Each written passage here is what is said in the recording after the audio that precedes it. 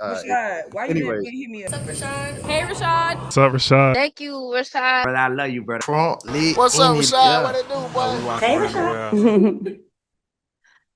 All right, hold one moment, please. We are recording. Before we get started, everyone, that was Becky's 100th career victory regular season. Not only that, she's the third fastest WNBA coach to ever hit that milestone. Congratulations, Coach. Yeah, thank you. Coach, after two rough road losses, I mean, how valuable was today's win in terms of just resetting the tone and building that momentum as you guys look ahead into Tuesday's matchup against the surging Fox team? I think it was, one of the toughest things is going through hard things and remaining optimistic and positive. I think it's real easy to complain, start griping at each other. And so, my main focus was just trying to keep everybody upbeat, ready for the next game, prepared, and, go out and play the next one. That's all you can do. And they did a really good job, especially after that first quarter, just containing their offense, slowing them down a bit, as well as getting out and running. We were making things happen defensively, and just a good all-around team win. And probably the 30 assists might make me the happiest. Coach, congrats on the win. Obviously, the big change in the starting lineup. We talked about it pregame, but now you get the results where both KB and Jewel both excel kind of in this new role. Just in general, just kind of the takeaways that what you liked from both of them today. I mean, KB just stayed ready. I mean, her minutes have been spotty, and I think when I've been pretty consistent with her, she's been consistent with me in performing. So, she got the nod. Jewel just wanted a change of scenery, come off the bench. And so the fact that they both really excelled in both those roles is obvious, obviously very positive for us. And, let them give us 19 and 20 for the rest of the season. I'll be very happy. And what does that say just about the unselfishness that exists on your team? The fact that, Jewel is okay with coming off of the bench. It was actually Jewel's idea. I mean, we've had multiple conversations. She wanted to do it a while back. I wasn't quite ready to do it, and then talked to me again, and so we decided to do it. Actually, just kind of right before the game. And I mean, if we can keep, like I said, keep that kind of momentum, but KB does a lot of little things for us offensively, the movement, the cutting, and then I just. Hopefully, Jewel just feels more comfortable with that second unit, just getting shots up, because a lot of times you're playing with, Asia or Jackie. Sometimes you can get lost in the shuffle. So even though I was trying to get her quite a few minutes with the second unit anyways, even starting the way we were, it just kind of didn't pan out. But, today she was super efficient. Even she missed three that I thought were going in too. So she could have easily been 7 for 9 from three.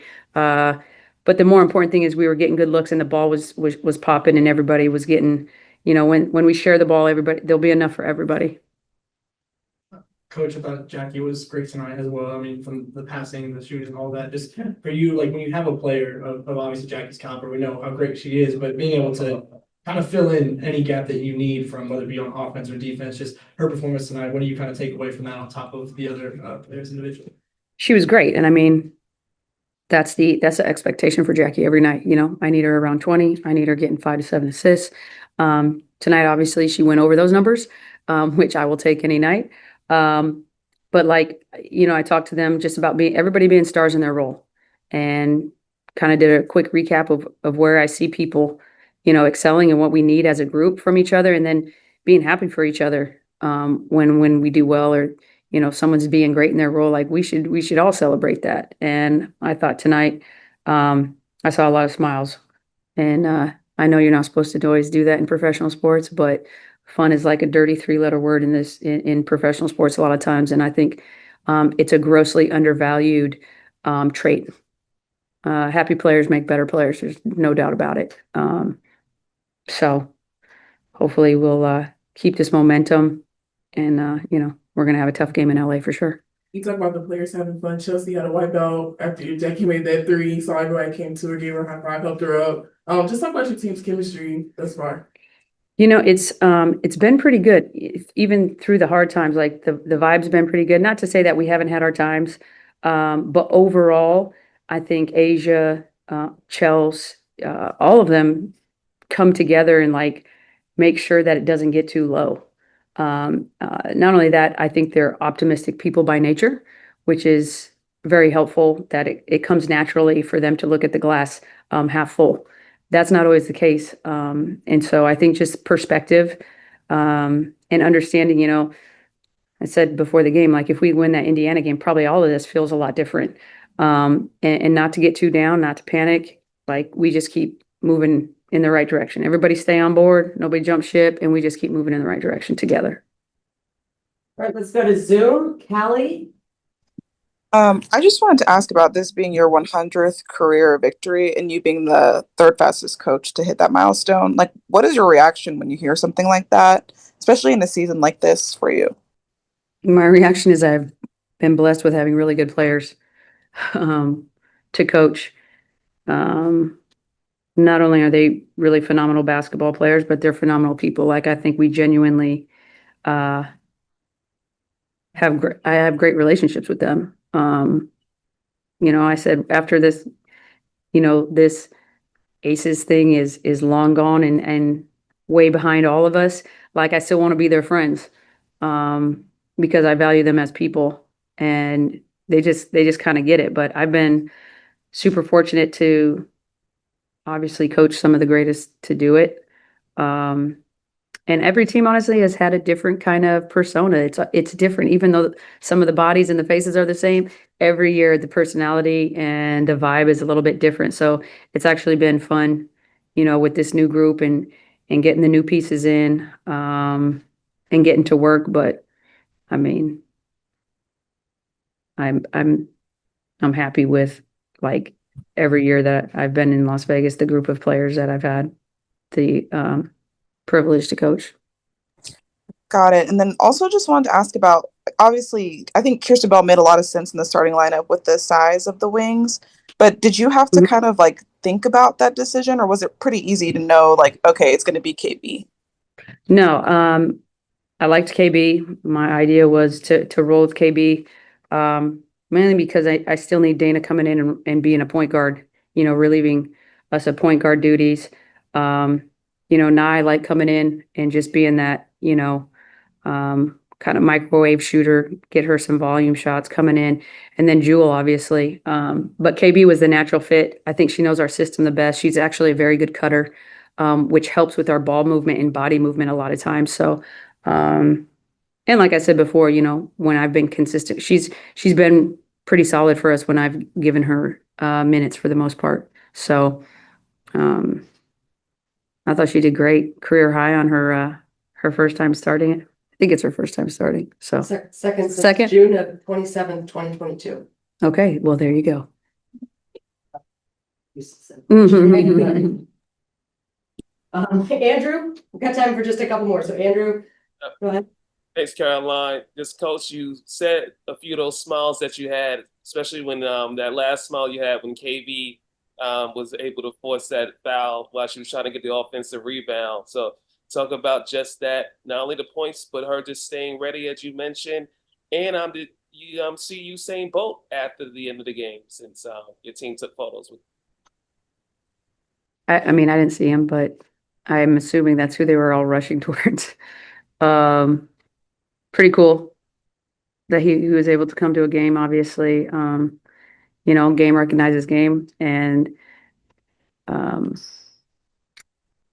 man, I think he was in the London Olympics. That was in his prime. What was that, 2012? Yes. Yeah. So pretty awesome to having been able to witness his greatness on the track. And then, like I said, I think, athletes really, there's not a lot of people that you could look up to when you're a professional athlete a lot of times as like role models, but like when you can recognize excellence in the room and you understand the work that it takes to get to that elite level.